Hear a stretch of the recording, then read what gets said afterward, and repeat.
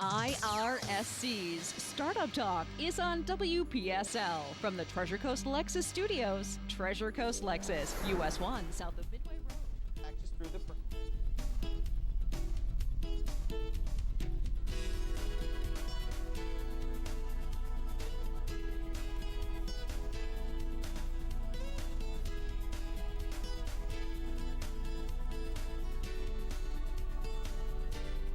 Well, a very pleasant good evening. It's time for Startup Talk right here on WPSL 1590. The talk of the Treasure Coast and WSTU in Stewart and WQCS in Fort Pierce.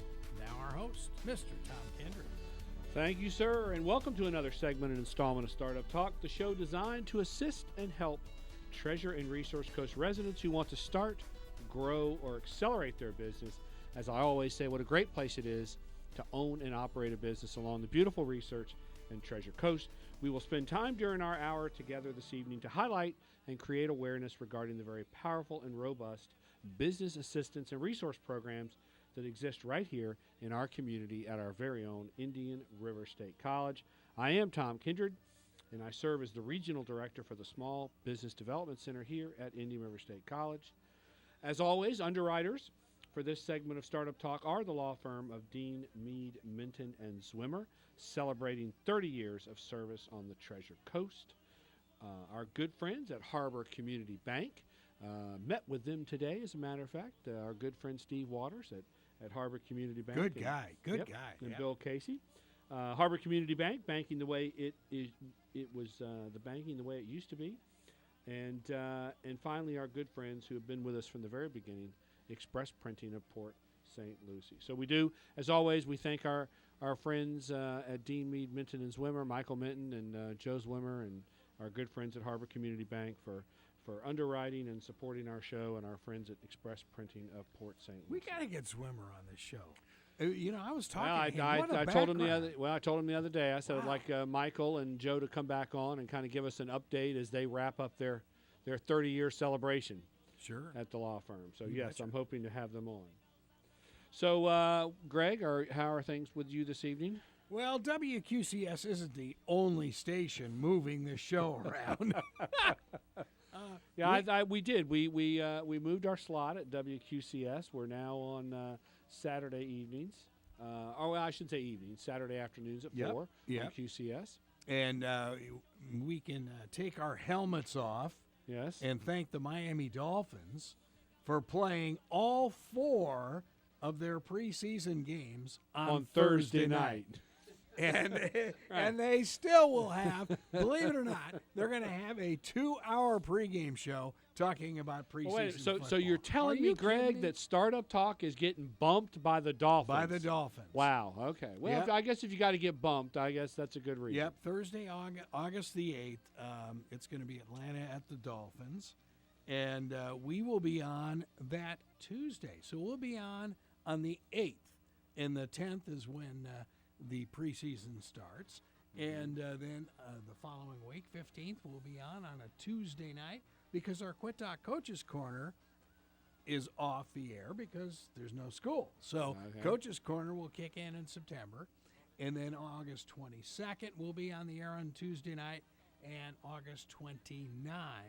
And that'll wrap up preseason, and we'll be back at our normal slot on Thursday. So, all right, so for basically the month of August, we're on for Tuesday evenings. All right, so I hate it. Our listenership's going to have to now move to Tuesday night. So, but that frees us up for Thursday night. We can go to a local watering hole and listen to the Dolphin games on WPSL. You bet. Yeah. Okay. And speaking of sports, I guess anything big coming out of IRSC at this point? I guess we're kind of getting ready for volleyball, women's volleyball. Yeah, they've got the volleyball camp going on as we speak, as a matter of fact. Getting ready for, I guess, basketball in the fall. I'm ready for it. Okay. Yeah, I'm already getting my stats book ready to fly. Yeah. All right. And do you have a co-commentator this year yet? Have you? I hope so. Because maybe our guest tonight. Maybe he'd like to call the games with you. Yeah, Casey, are you interested in that? Well, mean, yeah, you know. actually, we're going to take a Vero group up to when they play Brevard and be the visiting antagonists. We're going to go up there and have some fun. Well, Yeah. unfortunately, the folks at Eastern Florida have canceled us, so they're in a different conference now. That's right. So they don't have to deal. They with heard I us. was coming with a busload of IRSC students from the Mueller Well, campus. you scared him. That's See, what it that was, the I'm deal. telling you. No, I like it's it, I like yeah. Jeremy likes an entire home crowd. That's Yeah. well, that's fine. But yeah, we should have a lot of fun with basketball. And in the league season, the news there is that the men and women will be traveling together, and we most likely will be playing noon tip-offs. Great. Oh, that- Our guys might wake up with about 5 minutes to go in the game. But yeah, we'll be, and you know, television has changed a lot of that with big colleges now, and Scott felt, okay, why don't we try it at this level too? So that's what they're going to do. Okay, well, Greg, you've got us updated. We're making a little programming change for the month of August. The Startup Talk will be on Tuesday evening, same time slot, 6 o'clock. And we can announce that Casey Lunceford will be my new analyst. Yeah, we There we go. can make a big announcement. We have with us this evening. I'll make our introductions this evening. As everyone knows that follows us here on Startup Talk, we have begun to make our rounds. I wanted to do a little series of shows that we took out into the field, into the community, and we have made some rounds. We've been to the Dixon-Hendry campus, talked to Provost Russ Brown.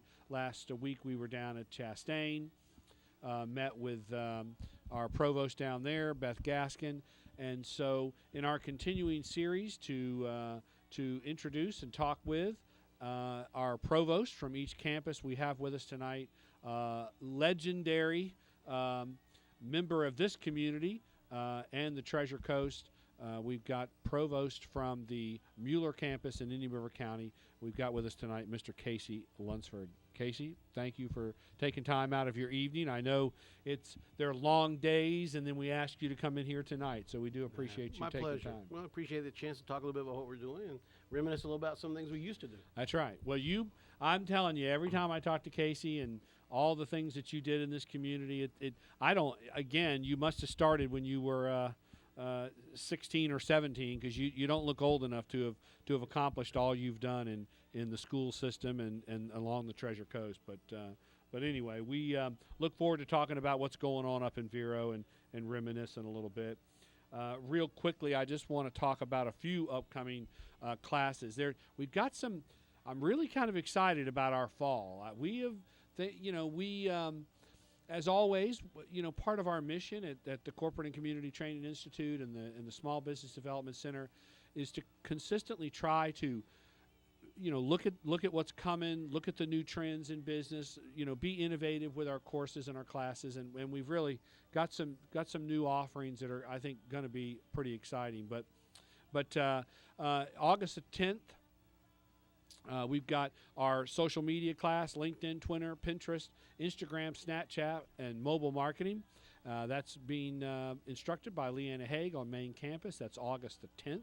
That's a morning class, very popular class for us, all about social media. And then we've got our excellent business plan. Congratulations on your decision to open a small business or change your existing one. Now you got to take the step to put your thoughts on paper. That'll take place August the 16th down at the Moorgate Library in Stewart. That's an evening class. We've got financial record keeping for small business, important aspect of business. That'll take place down at our IRSC Chastain campus where we were last week. That's July. Maybe, you know what? That class is tonight. Quick, get out. Get to the Chastain campus. Beach, not a problem. Casey will just move the course. Yeah, just head on up to Vero. All right, now. we'll set a new date for that July There we go. 27th course, and you get to the Mueller campus. My good friend Beth Gaskin will appreciate that. Yeah. Oh, I'll bet. August the 17th, we've got How to Start a Small Business, and that is taking place here you go. Here's your Indian River County Chamber, August the 17th, a morning class, How to Start a Small Business. And then finally, August the 17th at the St. Lucie County Chamber here in St. Lucie County, we've got business insurance for small business. Now, when I talk about new and innovative courses, here's one of them. We got plenty of time to plan for this one, but on August the 29th, we are launching a new course called Protect Your Business Against Cyber Threats. Ooh. Boy, is that hot now. Yep. 71% of cyber attacks target small business. 60% of small companies go out of business within 6 months of a cyber attack. So this is a course designed to find out what you can do to protect yourself and your business. Avoid threats including phishing, malware, and more. Maintain security internally and externally. Keep your data safe. Mitigate risk and follow remediation practices, and acquire cyber security resources. So this is, again, something that the Florida SBDC has been focused on for about the last year, and we are now launching classes on cybersecurity. This is a lunch and learn. It'll take place down at our Pruitt campus, our enterprise hub, which we've talked an awful lot about over the last 6 or 7 months. It's 11 a.m. to 1 p.m., and it includes lunch. So that is a cybersecurity program. Wow. And then listen to this one. This is just going to be so cool. Drones, obviously, big issue today. Yes. Yes, and a lot of confusion around drones, but we are actually going to, we're working now to build a drone class, and we're going to have our instructor scheduled for a show here with us on Startup Talk. But we're gonna teach a certification class, going to offer a certification class. And basically there is a simple, I don't want to oversimplify things, but basically if you buy a drone as a hobby and you're just out flying in your backyard, that's one thing. But if you're going to make money with your drone, I mean any money, then you need a certification. And it's called the Part 107. It's a federal law. And basically, you get a certification as a certified UAS, unmanned aerial system operator. Yep. And if you don't have that Part 107 and you get caught making money with your drone, again, I'm not the expert, so I don't want to be quoted, but it's a fairly hefty fine. It's so much money it kind of scares you. It's interesting. I was talking with the tech person down at CBS 12, and they just sent 3 of their people to Virginia Tech for courses on drones. Right. So it's like, okay, this is, it's really getting serious. So this is really, this course is going to address the hobbyist versus the commercial requirements for the small unmanned aerial systems.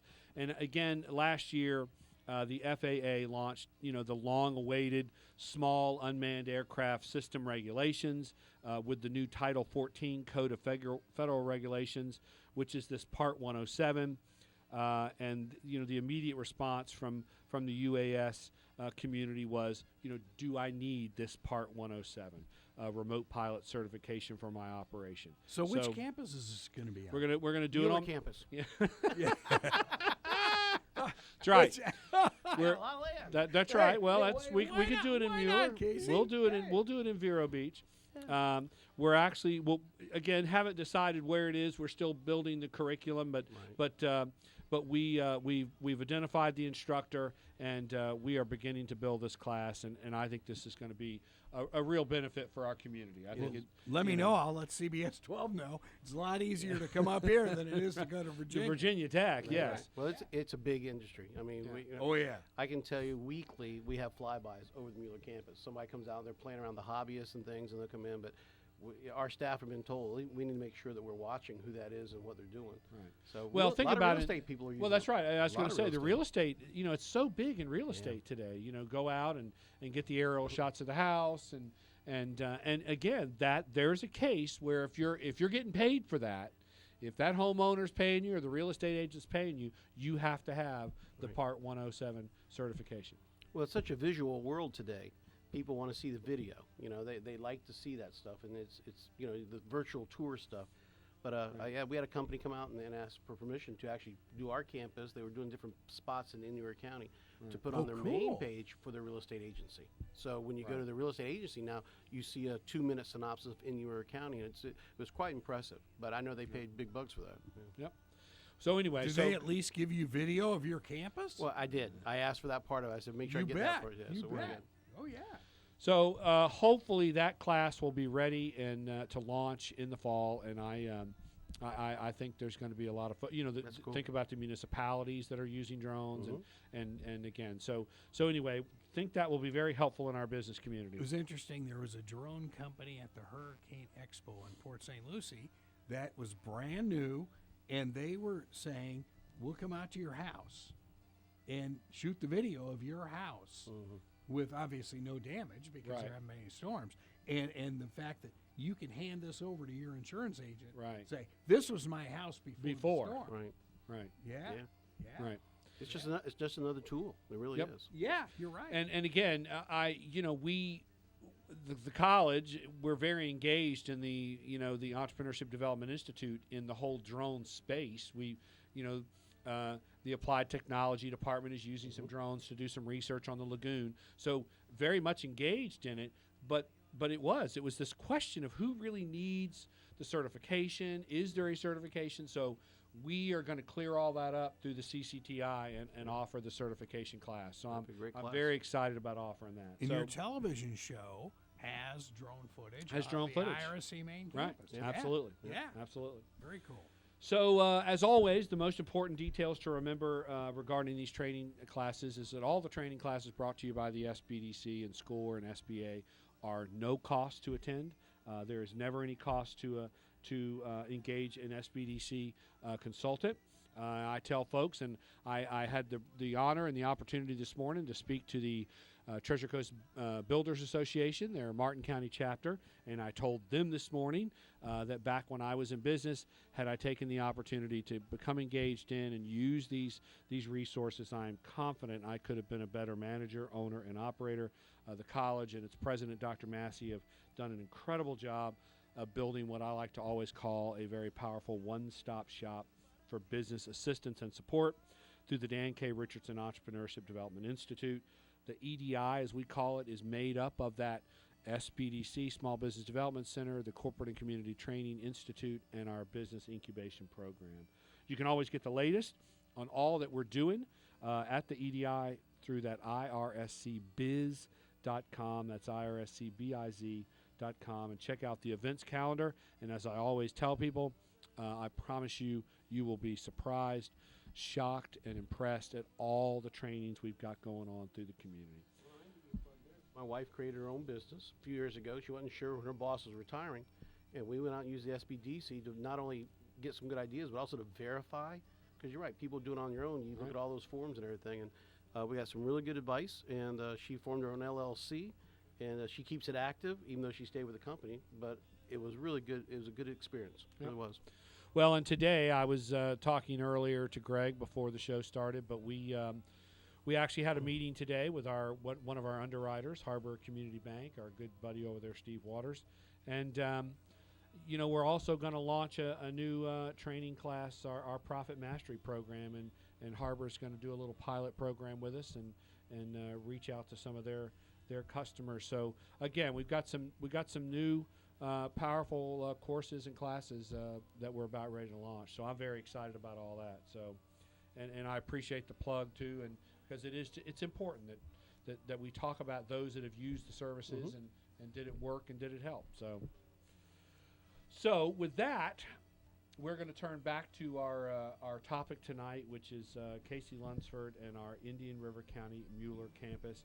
Now, Casey, you serve as the provost of our Mueller campus up in Vero, but start a little bit. Start with your background, because you have really kind of you have come up through the ranks of education along the Treasure Coast. So kind of tell us how it all started with you. Well, it's interesting, and I appreciate being here with you guys tonight. My family moved to Vero Beach in 1966, so we've actually been on the coast for 51 years now. My dad was the band director at Vero Beach High School back in the 60s. That brought our family to the region. I grew up there and then pursued my bachelor's degree in music education, followed my dad's footsteps there at the University of Florida, and got my master's at LSU. Taught out in Louisiana for 4 years, and then had the chance to come back to the Treasure Coast. At the time, that's what we were calling it, and came back and was lucky enough to open with Charlie Kumo, who was our principal. We opened Port St. Lucie High School back in '89. Greg was a really strong advocate for the school. He was on one of my advisory boards there for a while, and we did a couple of different things together, and we had a great time opening the school. So, I ran into Charlie at the chili cook-off, and Charlie, I told him, I said, Danny Einstein's coming back as AD, and Coach Pick's going to be the basketball coach. Yeah. How about if we do a throwback Thursday and make you principal? He says, no. I've had enough. He's enjoying retirement too much. Oh, he is. Yeah, and he's so active with the Boys and Girls Club. It's just incredible. He does a great job with them. He's amazing. So, well, anyway, so you start. I So was you at Port St. Lucie, and we built up a pretty strong program there. After the 8 years I was there, we had ended with 230 students in the band, and lots of awards, lots of great students. I was very fortunate. We had a lot of good kids, and they put up with me. That was a cool thing. They wouldn't argue with me. I'm not sure I could teach today. I'll be honest. I go out and watch my son now and participate, and it's like, I've gone to Facebook a few years ago because some of the students were wondering if I was still alive. So I created a Facebook account, and I've been enjoying following Danny and some of the things at PSL and their Facebook page some of the students put together. But so I had the pleasure working there for 8 years, and then the opportunity to go to the college as the director of music there opened up when Anthony Allo, who had been there for 20-some-odd years, Tony had come from Central to the college. He stepped down, and I was looking for the opportunity and to move up and maybe work on my doctorate and move on to a college position. And the college came open, and I talked to my dad about it because my dad had moved to the college after Vero Beach High School, and he'd been a dean and all these things, and actually was the first music director. He started the music program. Dr. Heisey back then asked my dad to do that, and so I really was following his footsteps at that point. Wow, that's amazing. But so I became the music director, interviewed, was fortunate enough to get off the position, and moved to the college, did the music program for 7 years, and was director of instrumental music, jazz, all those things, enjoyed it. But in 2004, we created some new administrative positions at the college, and I had a vice president then, and she came and talked to me. She said, you have all these skills, and we'd really like to think about going to move into administration. So I interviewed for what I thought was a social science and communications and humanities, and I went to meet with Dr. Massey. I got told I had a job, moved up there, and he asked me if I was ready to go, and I said, sure, I'm ready. He said, well, you got math and science. And I'm looking around the room like, who else is in the room besides me and him? So he then proceeded to tell me what his vision was and some things that I had, some characteristics, leadership, and those things we were looking for. And so I became the Dean of Math and Science, and a couple of years later, they gave Performing Arts back to me. So I was STEAM, that new phrase, STEAM, Science, Technology, Engineering, Arts and Math. That's right. Way before it was out there on the thing. So anyway, it was a great run, and I did that for 10 years on the main campus. Was the administrator in charge of lots of large grants in the science department, and helped initiate the Bachelor of Science in Biology. I think that's one of the things I really hung my hat on. We spent a lot of time on that and had a great department, worked on that. And the STEM Center in Port St. Lucie at the Pruitt campus was one of my projects, my biggest project, working with the staff there and make sure the programs that are implemented there are strong. And we did everything right, and it's had a great success. And about that time, Dr. Sullivan up in Vero Beach, who'd been the provost for a number of years, decided to retire. I'd always wanted to go back to Vero Beach. That's where I'm from. The campus is 5 minutes from my house. And so I must have said it to somebody because I got a phone call, and Dr. Locke, the vice president at that point, said, are you interested? I said, yeah, well, it might be a good change. Okay. So anyway, 3 years ago. But do I get mileage? Well, yeah. I tell you what, my car is in a lot better shape now than it was driving back and forth. So I had the chance to move up to Vero Beach and become the provost, and it's been a dream job. I'm well connected to the community. I get to go back and be involved in different social and events, as well as philanthropic events and 501c3s that when you're academic dean, and Tom, you know this, run around the county, it's hard to be loyal to one particular area and really work with one because we're pulled so many different ways as an academic dean and vice presidents and things. And being the provost, I'm focused on Indian County. Right. So I have the chance to be up there. I'm engaged in the community. Hopefully we're making it a nice connection for our students. One of the big things I focused on is internships, getting our students out into the real world, applying what they're learning in the classroom. And that really falls back to my days as a band director. You know, we'd rehearse the students, we'd get them ready for a concert, and we'd do a great job at a concert. Everybody'd applaud. We didn't do a very good job. got booed, So Tough crowd. I would always tell the students, if you do a great job, you did it. If it's a bad job, I didn't do a good job of getting you ready. So I believe in the applied learning concept, and hopefully we're implementing that more and more up in Vero Beach. Yep.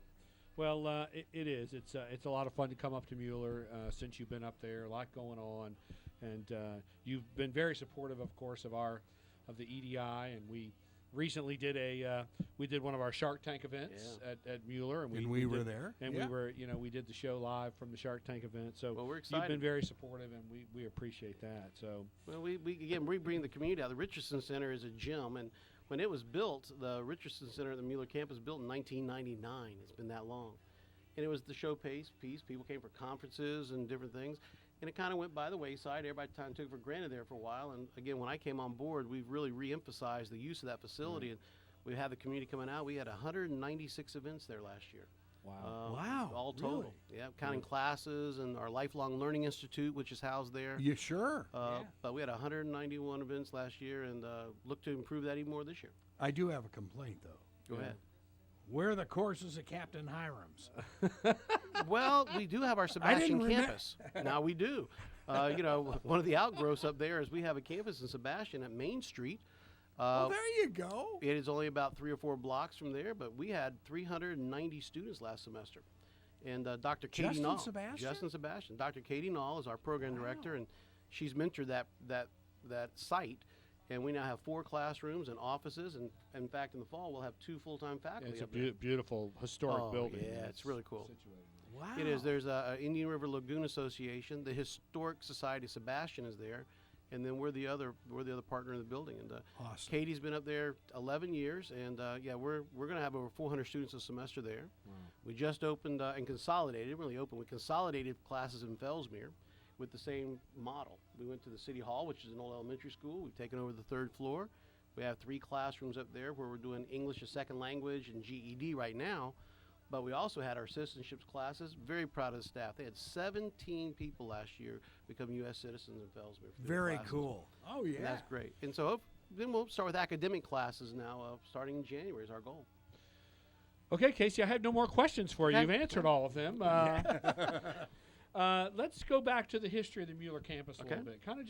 Kind of, how long's the campus been there? When did it all start up there? Did it start with? Was it just the one building there? But give us a little taste of the history of that campus. Well, the campus actually just finished celebrating its 40th year as a campus. It was the second campus the college had. That's why when we look in our reports and things, you see the main campus and you see Mueller always second. I tell everybody it's because we're the second best, but really we're the best. But it started with actually a highway patrol service area.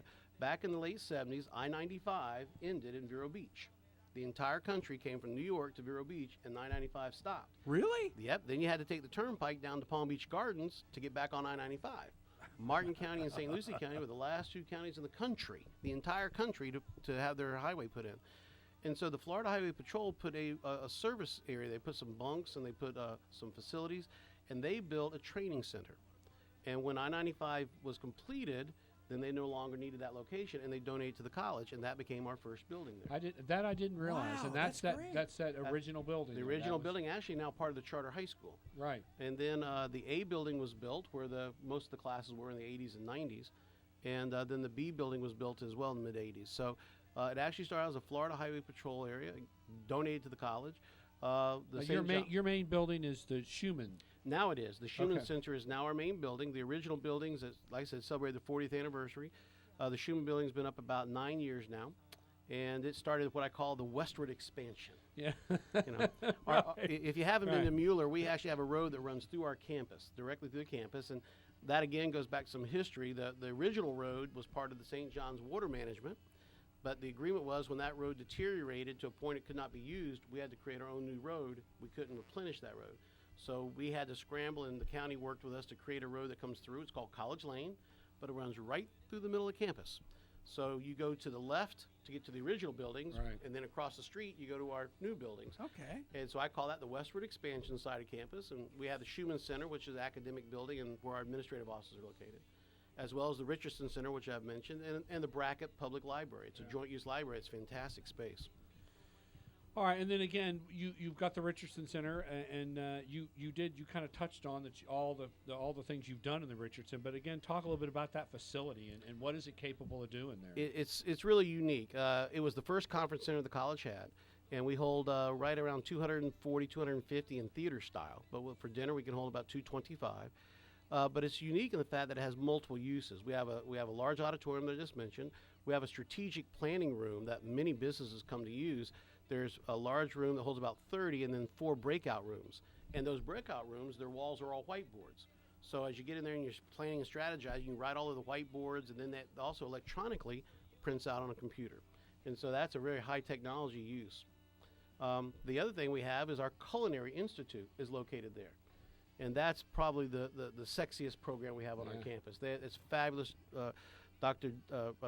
Bill Solomon, our head chef, and Debbie Medcalf, and their team do the culinary students, and they have about 85 to 90 students. Those students are working on 2-year degrees in culinary, and when they graduate, every one of them has been placed the last 3 years.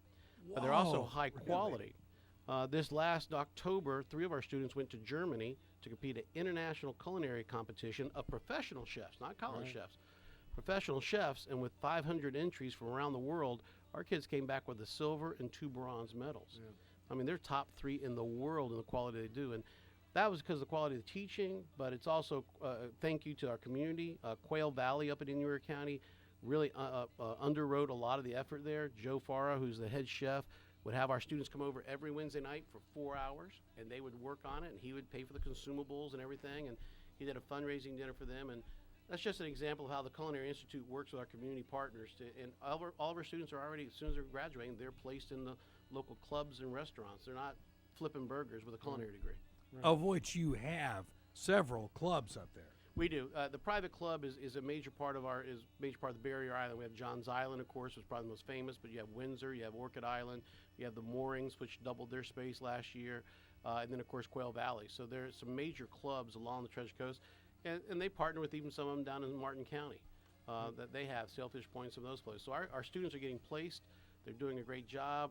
They're making a good career, and the Culinary Institute, the quality there is just incredible. We are talking to Casey Lunceford this evening. He is the provost of Indian River County's Mueller campus for Indian River State College. I am Tom Kindred, and this is Startup Talk, and we're going to take a quick break to recognize our underwriters. You bet. Startup Talk is being underwritten by the law firm of Dean, Meade, Minton, and Zwimmer, celebrating 30 years of service on the Treasure Coast. Practice areas include commercial litigation, tax and business law, real estate development, agricultural and water law, along with trusts, probate, and estate planning. On the web, deanmeade.com. And by Harbor Community Bank, banking the way it used to be. Are you looking for a better banking experience? Well, at Harbor Community Bank, our customers' needs are their top priority. Whether you are looking to finance your dream home, or possibly open a small business line of credit, or send your first, or in Tom's case, his last child, off to college, Harbor Community Bank is ready to assist every way possible. Discover the community banking difference. Stop by your local branch and speak to a customer service representative or loan officer today. Harbor Community Bank, an equal housing lender, member FDIC. And as always, we want to thank Dean Meade, Minton, and Zwimmer, and our good friends over at Harbor Community Bank. This is Startup Talk. I'm Tom Kindred. We appreciate you joining us this evening. We are talking to Casey Lunceford, local legend, local education legend along the Treasure Coast, currently serving as provost for Indian River State College's Mueller campus up in Indian River County. Before we took our quick break, we were talking about the incredible culinary program that the college has that's really kind of headquartered and housed up at Mueller. And the actual teaching facility is in the Richardson Center, isn't it? It is. The kitchen at the Richardson Center that was originally built has been expanded, and it's a gourmet teaching kitchen. And in fact, some of the cool things is the students are working on building a dish. We now have the cameras above head, and we're doing Echo 360, which is our way of video conferencing and videotaping it to the classroom out in the other room. So while you're making a dish and you're working on, you're mixing all these things, you can see it in another area, and we're recording that. And that's just the newest technology added to the culinary. And it's just a great opportunity. So besides culinary, talk to us about degree offerings at Mueller. What can a student come up there and achieve? Well, we had 4,200 students last year at the Mueller campus. And so up in Indiana County, that would be like taking both our local high schools, Sebastian River and Vero Beach High School, putting them together. That's our population. And we're really an AA, Associate of Arts type campus.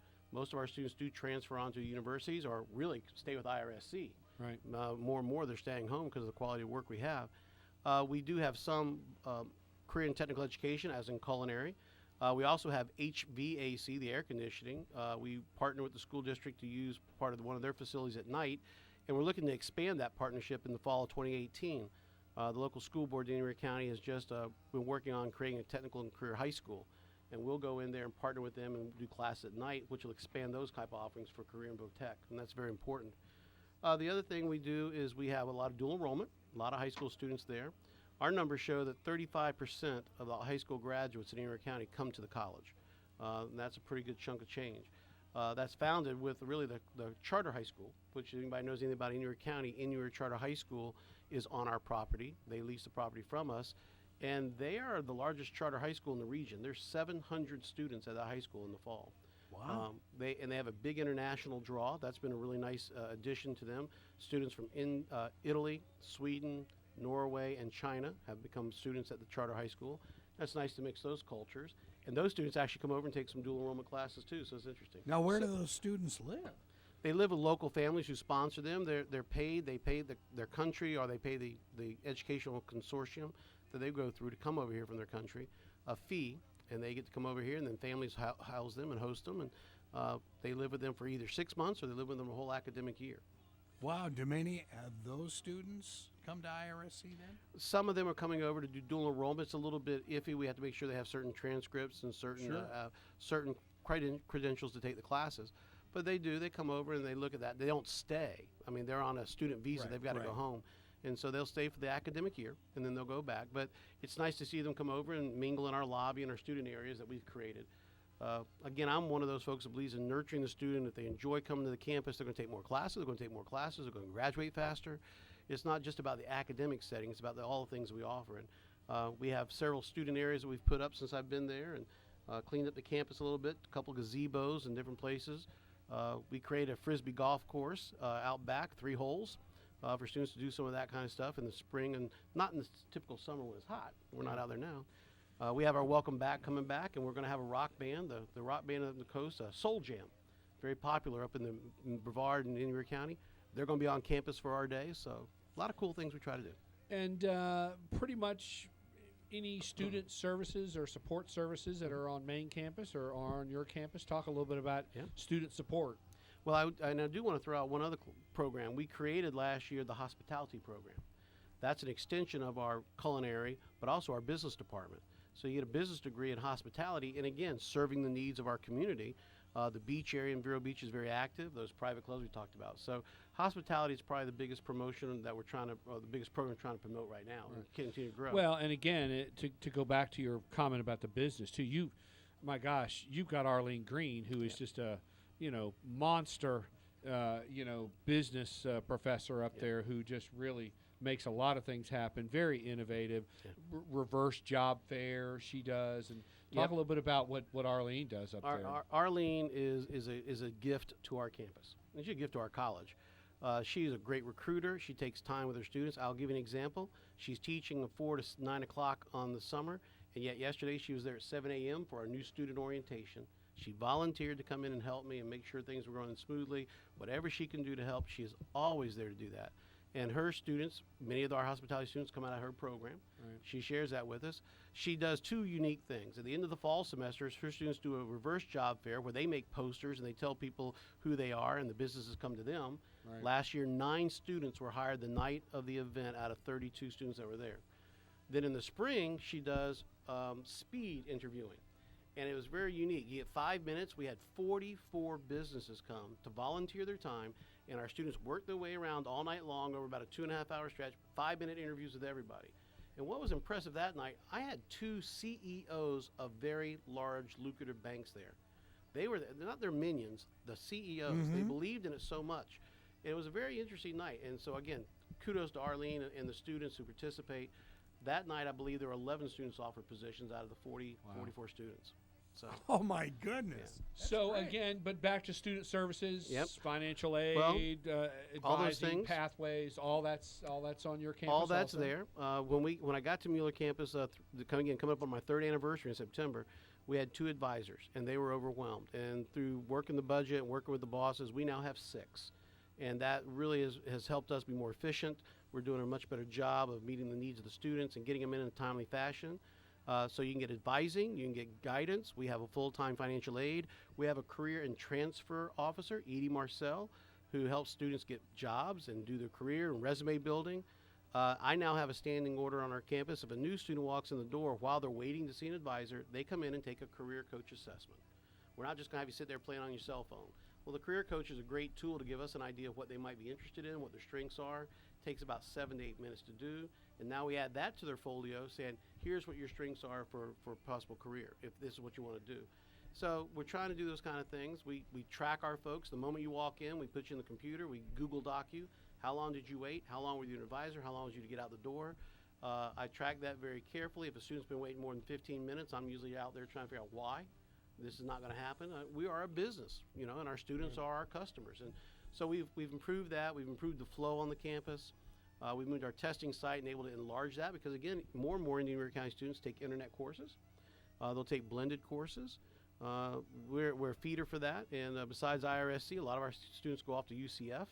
That's probably the major university our students transfer to. And so we work with partnerships with them. We invite UCF in. We do our own job fair for businesses and for students, but we also work with Flossie Jackson on the main campus to have some colleges come up there. So, again, we're trying to create a holistic environment where the student can take care of everything in Indian River County and in Sebastian and now even in Fellsmere. Now, I think, too, one of the unique services, and again, maybe I'm wrong, but don't you have some sort of program where if the student does have to come to the main campus, you can help them get down here? Is that... Yep, we have a really unique partnership with the GO Line bus services. Indian River County's SRA, the Senior Resource Association, runs our county bus line. And there's a bus that runs from Indian River County down to the main campus in Fort Pierce. Every half hour, all day long, for 9 hours a day. I got the recent ridership last month. They were averaging 78 students a day. So basically what happens is if a student, takes all the courses that are available at Mueller, but he needs a lab or needs some sort of course that's only offered on Main, you can get him to main campus. We can. When I first went there, I jumped on the bus one day and did a ride on it and trying to figure out what's going on. And I thought, this is great. Went back and told my vice president and told the other vice president, let's put some tutors on the bus. Let's help the kids. We had a half an hour. Well, what we found out was the students on the bus are smarter than our tutors. All the advanced classes, Physics 2, Calculus 3, those are the kids riding the bus. So, my mistake on riding the bus, I didn't talk to the students about what they were taking. So I might have found out a little bit more. But it was interesting. But you're right. Some of the things that we can offer, because the numbers would not be large enough to support it economically, the students do ride the bus, and it's been a really great partnership, and we're looking to continue that. Yeah. And again, you've already kind of touched on dual enrollment, but again, it is such an important and big part of our whole college, program here. Just again, touch on dual enrollment real quick. It is a big program in Mueller, it is at Mueller, and I was blessed when I became an administrator to be put in charge of dual enrollment for the whole college back in 2004. I use the word blessed. Depends on how you want to read into that. Right. But I've learned to appreciate it and what it does. And in our campus, the charter high school next door is about VAPA, Visual and Performing Arts, and dual enrollment. That's the school a lot of kids use. I'll give you an example. 120 students graduated last year. 103 of their students had taken at least one dual enrollment class. And 66 of those students are now at the college this fall. So it's a feeder for us, as well as offering a great opportunity for parents and families socioeconomically that can't afford it. You can knock out a year or two of college. That's a tremendous savings for families. Sure. Yeah. Well, as you had that last one going through college, right? I had that last one going through. That's right. Yep. Now, again, as we talked, we've talked to Russ, we've talked to Beth, we're talking to you. And again, I tell folks all the time, we have a president in terms of economic development that gets it. And so, like all the IRSC campuses in Provost, I know there's the emphasis on economic development and supporting the local marketplace. What groups and organizations do you serve that are engaged in the local economic development space? Well, in your state college is excited to have a permanent seat on the Chamber of Commerce Board of Directors. That I serve in that. We also have a permanent seat on the Economic Council for Indian River County.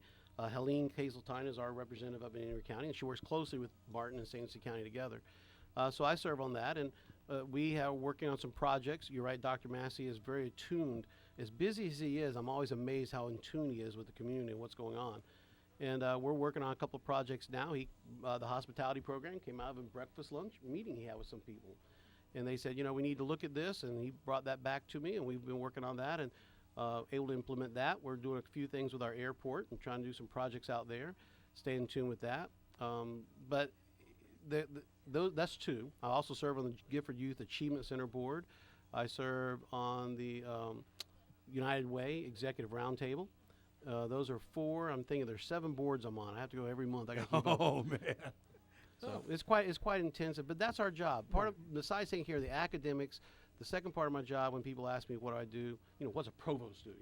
Well, number one, we take care of facilities and maintain a clean and nurturing environment. Number two, we take care of our scheduling and our students, the classes we offer, and then third, we have to be a good community partner, and that's a major part of what we do. And I take that very seriously, and I enjoy it. That's the thing.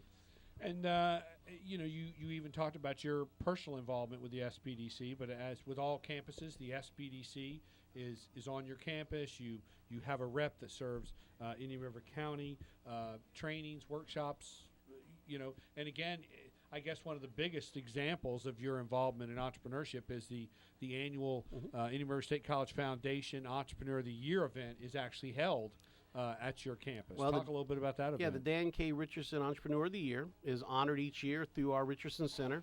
It's a big evening that we bring in probably one person in the 4 counties, not just Indian River County. They're a 4-county person. They're selected to be the representative, and we move to have a dinner, and we bring them up, and it's a big evening. Their family, their business partners, their employees all come out, and it's really a lot of fun. And the other side of it, we also then now host the Chamber of Commerce Annual Business Awards Luncheon. So I do that in September, and there's about 250 people, and then we turn around and have the Richardson Entrepreneur of the Year is usually between 200 and 250 people as well. So, and it's great for our students to see that. In preparation, the students walking through the building, see some of these big wigs come out. A lot of times students talk to me about the Lifelong Learning Institute. What are those folks who, well, they won't say it this way, but have Grecian formula needs? Well, we'll do it that way. What are they doing here? And what a great example for us to say they're lifelong learners. After your college degree, come back and continue to learn and be a participant. And so those are some of the kind of things we keep doing and working on. But we are big partners with the Richardson Center, and we appreciate their endowments to the college and their support of education, particularly through entrepreneurship. So I guess as we sort of kind of wrap up our discussion here on the Mueller campus, talk just what makes your campus stand out, Casey? I mean, if you had to give us the entrepreneurial pitch on your campus, what makes Mueller stand out? Well, I think there's 3 things, as I mentioned. Number one, we are the 2nd largest space-wise campus. We have plenty of room, and therefore it's a beautiful campus. We're not crowded. The buildings are well designed. The facilities look great. We create a nurturing environment. I think that's the one thing. Students enjoy coming to campus, and they know it's safe. Number 2, we are all about applied learning. Even our AA students, I'm very proud of the fact that we've had over 40 students already in the 2 years I've been there placed in internships. And when I say internships, I mean paid internships. We do a lot of service learning projects. I mentor at least 10 students a year just in service learning where they volunteer for 501c3s. But we're really big about getting our students back into the community, learning about their trade. Is this what I'm interested in or not? The other side of that, of course, is then businesses start to rely on us. Okay, I need somebody. Let me call the college and see if there's somebody. And I'm pleased that we're getting some of those phone calls. The quality of our graduates is really high. They're coming out with some work experience in those fields. And again, our biggest one right now, culinary but business. Business is the biggest area that we have. So we're very fortunate there. And then I think the third thing is we have plenty of room to grow. We're open to conversation. And trying to be a good partner in the community. And you're doing that, that's for sure. How does a student find out more about your campus and what's going on at Mueller? Well, they can simply go to the college website, of course, irsc.edu, and then you can click on campuses, and we're there. We've changed the GPS navigation to our campus. It used to come in off of 58th. If you know anything about Vero Beach, that's where the Home Depot is and the Ruby Tuesdays. I call that the urban entrance now because it's some apartments they built over there. I'd rather come in off of 66th Avenue, which is at the corner of the Vero Beach Mall, and we own all that property. So we keep it trimmed down. It looks very nice and very pleasant. So they can come in for a personal visit. They can call us. The college campus phone number is 226-2500 or 226-2518, and that gets you to our front counter. So they can do that. And then they can also catch us on Facebook. We have a very active Facebook page for the Mueller campus. I have a part-time student. She just finished her bachelor's degree with us. She's doing the University of Miami MBA online. She works 20 hours a week for us, and that's one of her projects is keeping our Facebook up to date. Nice. So very exciting. Okay, beautiful. Well, Casey, again, congratulations on all that's going on up at Mueller. Congratulations on the last 3 years. Again, I've had the opportunity to, like I said, become very engaged up there through activities. You've always been very supportive of what we do in the EDI, and gosh, Arlene's very supportive of our program too, has me up, talks about the SBDC. So done a great job up there. We appreciate what you're doing. I know the students appreciate what you're doing, and it really is a beautiful campus and with lots going on up at Mueller. So we appreciate you taking time tonight as we continue our series of visiting all of the Indian River State College campuses around the region. I just thought of something. Yeah? I think we need maybe 2 weeks research time Yeah? at the Sebastian campus. And then we'll do a show right. there. Okay, I like that. You're welcome anytime. Captain Hines is right around the corner. We can have a good time. Absolutely. So with that, we're going to bring to close another segment of Startup Talk. I want to thank our guest tonight, Mr. Casey Lunceford, and remind everyone that all the business assistance programs and resources discussed on this segment are available through Indian River State College's Dan K. Richardson Entrepreneurship Development Institute, engaged at every stage of enterprise. For more information on the EDI, its programs, and a complete listing of upcoming business training events, visit IRSC Biz. That's IRSCBIZ.com. As always, I want to thank our broadcast partners here, WPSL, WSTU, WQCS, and WPSL TV. And with that, we'll talk to you next Tuesday. Yeah, you got that right. Okay. And every Tuesday during the month of August. Thank you, Miami Dolphins, for kicking us off our slot. But anyway, we'll be on Tuesdays during August for Startup Talk. This is WPSL, Port St. Lucie, WPSL.com, webcaster to the world, and WSTU, Stewart, and WQCS, Fort Pierce.